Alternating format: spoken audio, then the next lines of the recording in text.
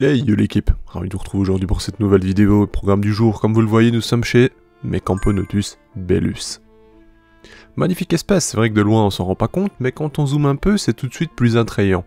Bon, je vous laisse voir cependant la population du tube, qui est quand même assez conséquente maintenant. On remarque que ça a bien évolué, ça continue d'évoluer. Bah oui, il n'y a pas vraiment de diapos chez eux, hein. La saison des pluies étant passée justement, c'est un peu leur diapos entre guillemets, parce qu'il fait peut-être 4-5 degrés de moins. Bon, mais c'est surtout la période qui est plus compliquée, mais bref. Comme vous le voyez ici, dans tous les cas, ben ça se passe vraiment bien. Là, vous avez à l'image une reine à l'envers, donc on voit justement sous son gast, son thorax, etc. Et on remarque que c'est tout blanc directement, enfin un blanc nacré, c'est assez particulier. Dans l'aire de chasse, nous avons toujours quelques exploratrices prêtes à se nourrir, hein, justement.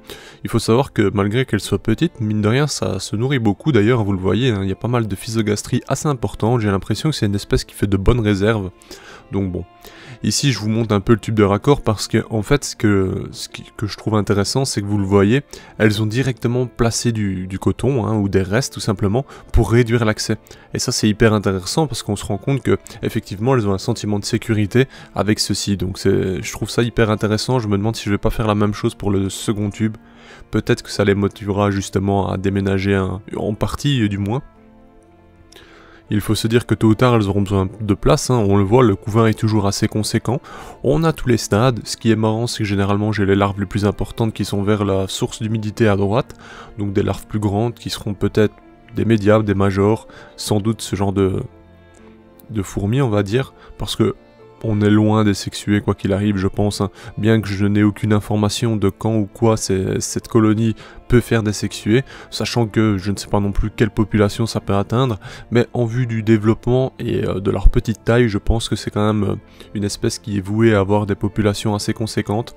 Dans tous les cas, c'est pas bien grand, donc ça prend peu de place. On fera un setup adapté dans tous les cas, hein, enfin, avec les informations qu'on a su tirer, on va dire, et les enseignements qu'on a pu tirer également de l'observation jusqu'à maintenant. Pour rappel, pour ceux qui ne le savent pas, j'ai reçu donc cette colonie il y a maintenant un bon moment tout de même, hein. Et quand elle est arrivée, elle était parasitée.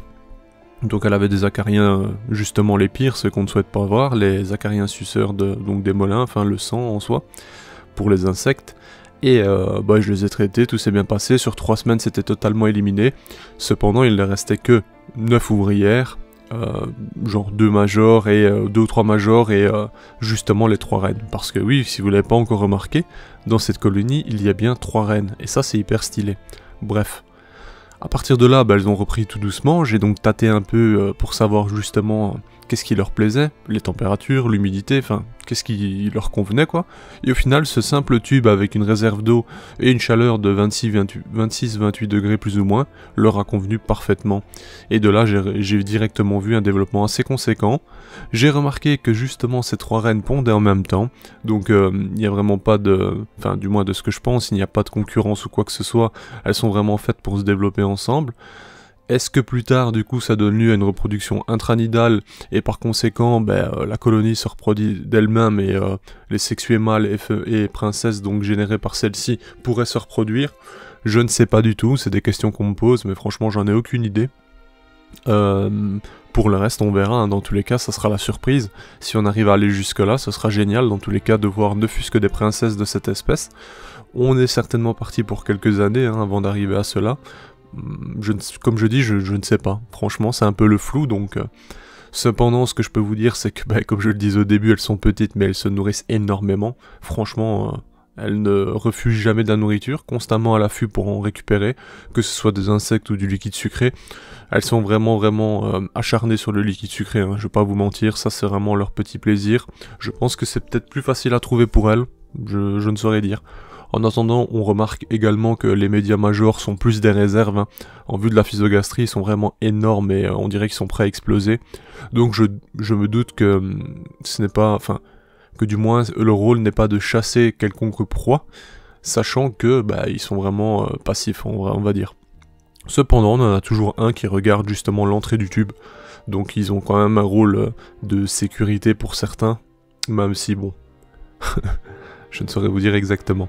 Ce que je remarque également, c'est qu'elles ont une certaine facilité à s'agripper à toute surface, notamment le verre, ce qui n'est pas le cas de toutes les espèces, hein. Il y a des espèces qui sont vraiment en galère sur du verre, et ici on remarque, hein, elles marchent totalement à l'envers sur le verre de tout le long du tube en fait, et j'ai remarqué que n'importe quelle surface, elle grimpe facilement. Donc franchement c'est une petite espèce, mais elle a des capacités plutôt intéressantes. Comme on remarque également, maintenant les ouvrières, on voit une sorte de rougeur au niveau du thorax. C'est intéressant. Elles ont, toutes les castes dont les reines ont les antennes un peu dorées, comme vous voyez. C'est assez sympa. Enfin, c'est un doré cuivré, je ne saurais dire exactement. Ouais.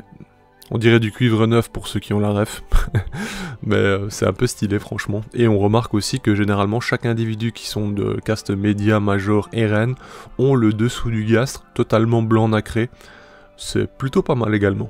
Enfin bref, je voulais juste vous faire une update, vous montrer un peu comment ça avançait, vous montrer qu'elle se développe bien, que ça continue de progresser, que j'espère plus tard vous montrer encore de meilleures choses et surtout leur préparer un nouveau setup, mais pour l'instant je me précipite pas, sachant qu'elles ont besoin de cette sécurité comme vous le remarquez, comme je vous ai montré au début de la vidéo avec justement ce passage étroit et un peu bouché, donc je vais bien attendre qu'elles soient à 200-300 pour envisager un autre setup. Enfin bref, sur ce, on se dit à bientôt l'équipe. Bon dimanche, bonne fin de week-end du moins, et on se dit à bientôt. Bye.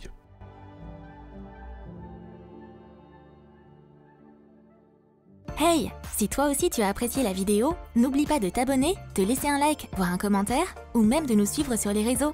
Merci et à bientôt l'équipe.